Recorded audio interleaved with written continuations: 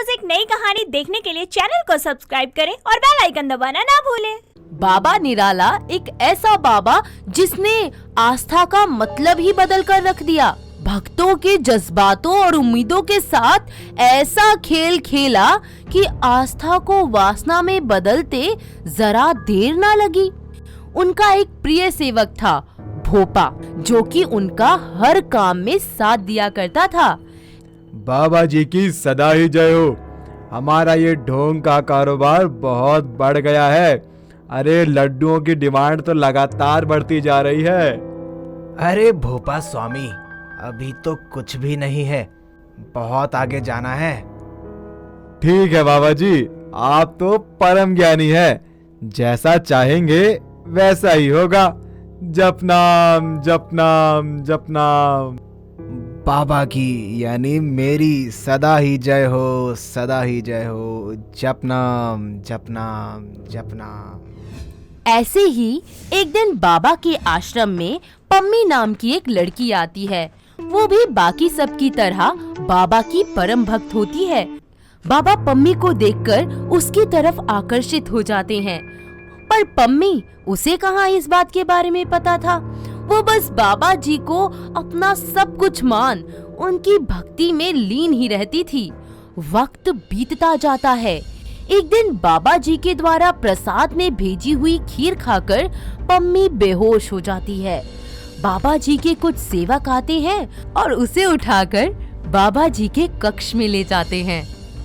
जप नाम जप नाम जप नाम बाबा जी, जप नाम जप नाम। आओ अंदर।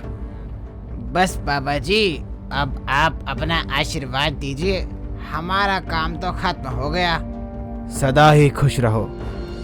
पम्मी, तेरा ये जिंदा दिल चेहरा, ये निडर स्वभाव मुझे बहुत पसंद आया। और तू जानती है, जो मुझे पसंद आ जाता है मैं उसे अपना खास आशीर्वाद देता हूँ, जो आज तुझे भी दूंगा। जप नाम जप नाम। बेहोश पम्मी के साथ बाबा दुष्कर्म करते हैं और फिर उसे वापस से उसके कमरे में छोड़ दिया जाता है। अगली सुबह जब पम्मी को होश आता है तो उसके पैरों तले जमीन ही निकल जाती है।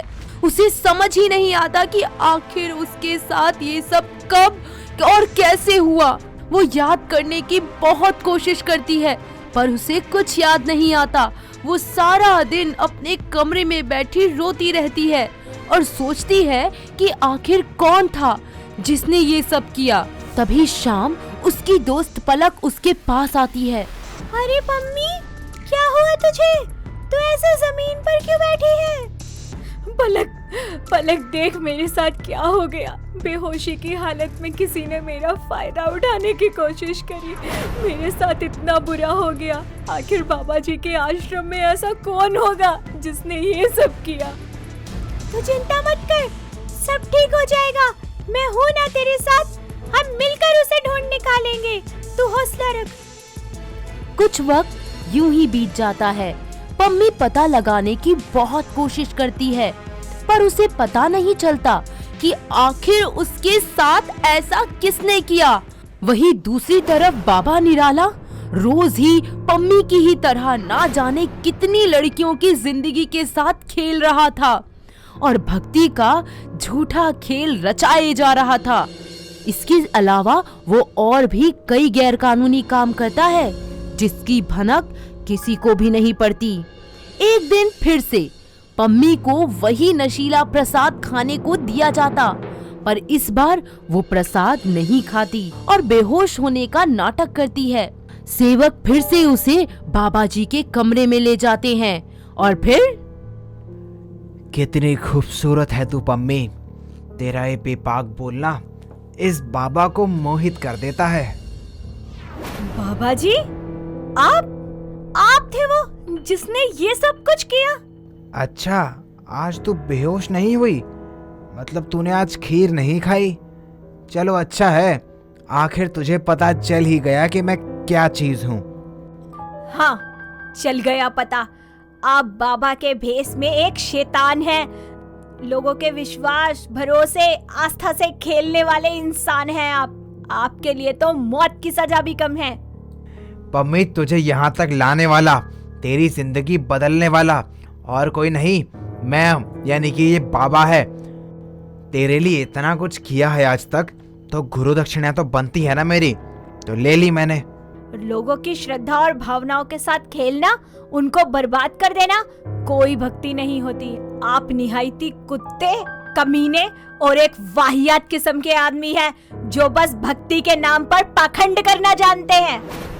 अरे मेरी बच्ची, इतना गुस्सा ठीक नहीं तेरे लिए। तू बाहर लोगों को चीख चीख कर भी बताएगी ना, तो भी कोई यकीन नहीं करेगा तेरी बात पर। अरे हट मेरे आगे से, वरना जो हाथ नमस्कार करने के लिए जुड़ सकते हैं ना, वो तुझे उठाकर पटक भी सकते हैं। इतना घमंड ठीक नहीं पम्मी, जरा सोच समझकर फैसला लेना।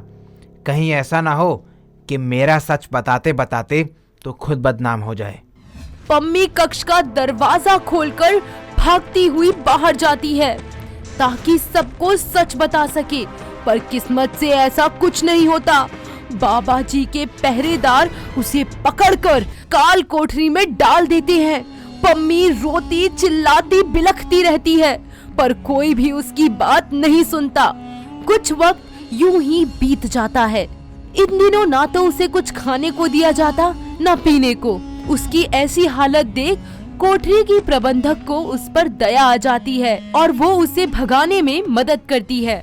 उसकी मदद के कारण किसी तरह से वो आश्रम से बाहर निकल जाती है और सीधा पुलिस थाने पहुंच जाती है, जहां उसकी मुलाकात इंस्पेक्टर तिवारी से होती है, जो काफी समय से बाबा के खिलाफ सबूत जुटा रहा था। सर मुझे आपकी मदद चाहिए। वो निराले बाबा। अरे ओ मैडम जी, क्या हो गया? इतनी सांस क्यों फूल रही है आपकी? थोड़ा सांस ले लो। अरे पांडे, पानी पिला मैडम को। अरे पानी पियो और फिर आराम से कहना। जी सांस लेने का ही तो टाइम नहीं है। वो बाबा निराला कुछ ज्यादा ही निराला है। श्रद्धा की आड़ में लोगों के विश्वास के साथ खेल रहा है। अरे मैडम जी देखिए, आप जो कुछ भी कह रही हैं, तो आपकी सुनी सुनाई बातों पर हम यकीन करने से रहे। आपके पास कोई सबूत है बाबा जी के खिलाफ? पम्मी इंस्पेक्टर को सारी बात बताती और कोर्ट में केस भी दर्ज करवाती। लंबी लड़ाई लड़ने के बाद आखिरकार बाबा का सारा काला चिट्ठा सबके सामने आ जाता है। तमाम सबूतों और गवाहों के मद्देनजर अदालत बाबा निराला को उम्र कैद की सजा सुनाती है। साथ ही उसके काले कारनामों के गढ़ को सील कर देती है। इस तरह लोगों को समझ आ जाता है कि अंधविश्वास से कितनी जिंदगियां तबाह हो जाती हैं।